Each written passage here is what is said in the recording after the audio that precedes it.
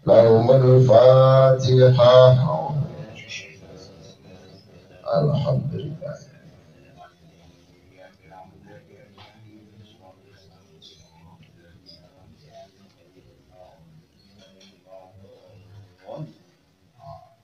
Alhamdulillah, setahun yang lalu kurang lebih saya berada di sini, ikut ngaji di sini, mulai pembukaan ngaji rutinan bersama-sama. Alhamdulillah, saya hari ini ke sini lagi, terus masih berjalan dengan lancar. Semoga istiqomah kita memperoleh aromah kemuliaan dunia hingga akhirat. Amin ya rabbal alamin. Ini merupakan percontohan yang sangat baik, percontohan yang sangat baik yang insya Allah kalau ditiru oleh generasi kita menjadi sedekah amal jariyah yang pahalanya terus mengalir bagi kita meskipun sampai kita kelak tiada. Karena ketika kita beri contoh yang baik-baik ditiru oleh orang lain, tentu saja kebaikan itu nanti bukan hanya berdampak untuk kita sendiri, tapi juga kita mendapat kiriman pahala dari semua siapapun yang meniru kebaikan tersebut. Apalagi sudah membudaya secara common sense dilakukan bersama-sama sampai turun-menurun mentradisi, itu kebaikan yang sangat luar biasa. Tapi ini saya mengingatkan untuk saya sendiri dan kita semua, jangan sampai sebaliknya kita memberi percontohan yang buruk, dosa yang buruk secara terang-terangan. Itu dampaknya bukan hanya celaka untuk kita sendiri, tapi bisa berpotensi ditiru oleh orang lain, apalagi sampai turun-temurun. Dosa itu tetap diikuti oleh orang banyak. Kita sudah tobat itu loh, masih urusan belum selesai, masih tertransfer dosa jariyah. Kalau tadi sudah jariyah, ini jangan sampai kita mendapat kiriman transfer dosa jariyah yang terus mengalir. Ini nopo keranten Kanjeng Nabi niku nate ngendika ngeten, kullu ummati, semua umatku, ngendika Kanjeng Nabi, kullu ummati mu'afan illal mujahirin, seluruh umatku diampuni, dimaafkan semua kecuali orang-orang yang ngedeng itu terang-terangan dengan dosanya, terang-terangan dengan kesalahannya.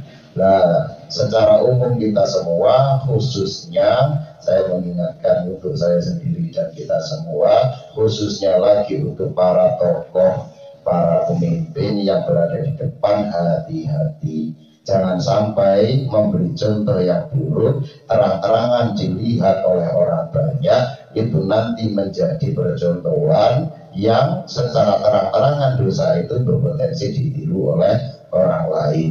Karena sebagai tokoh puniko tentu saja sangat besar kemungkinan menjadi panutan dan ditiru bahkan sampai generasi ke generasi.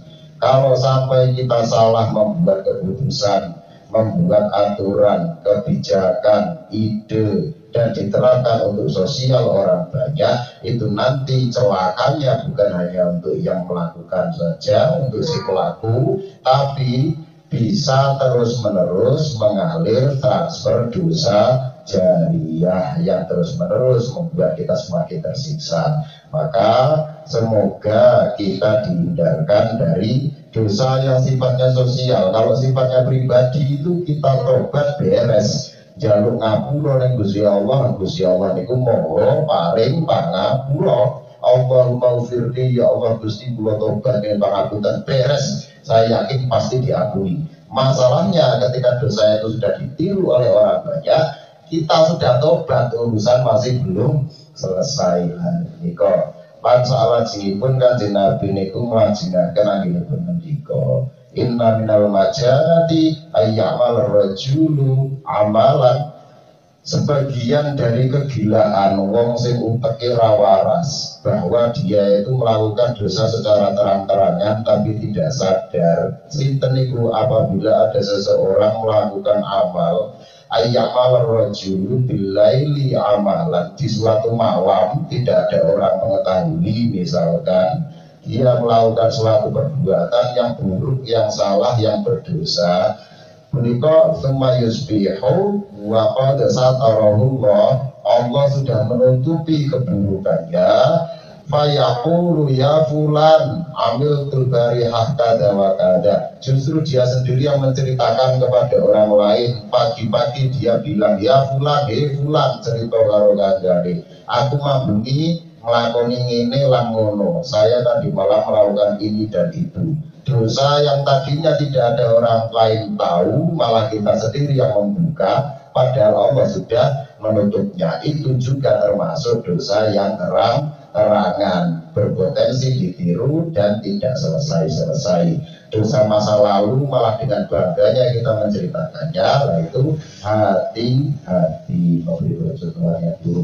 Selanjutnya nopo kanjeng Nabi yang pun ngendika, waqad bata yasuruhu rabbuhu, semalaman suntuk yang telah lalu ditutup oleh Tuhannya, wa yusbihu yakshifu sidrallahi anhu, sedangkan dia sendiri yang ketika di pagi hari malah menceritakan keburukannya itu kepada orang lain, dia membuka tutup Allah darinya. Nah, ini salah satu hadis yang termasuk hadis sahih karena diriwayatkan Imam Bukhari dan Imam Muslim. Karena dari itu ini menjadi pertimbangan yang bukan hanya secara amaliyah keutamaan ibadah, fadilah, tapi juga masuk ke ranah hukum. Maka hukum dalam fikih, di dalam kitab beragama ini harus kita perhatikan, terutama apabila kita mau membuat percontohan. Kalau percontohan yang baik seperti ini, alhamdulillah, insya Allah menjadi pahala yang mengalir terus ganjarannya, pahalanya.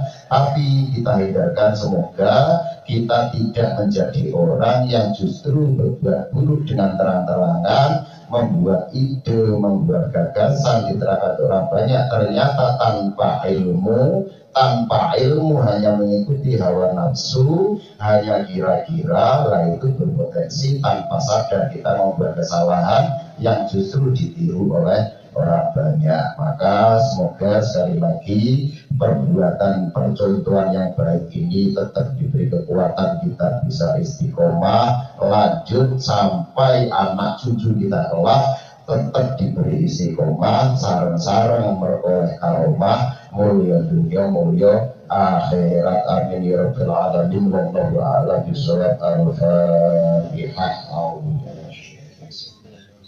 Alhamdulillah. Iya, karena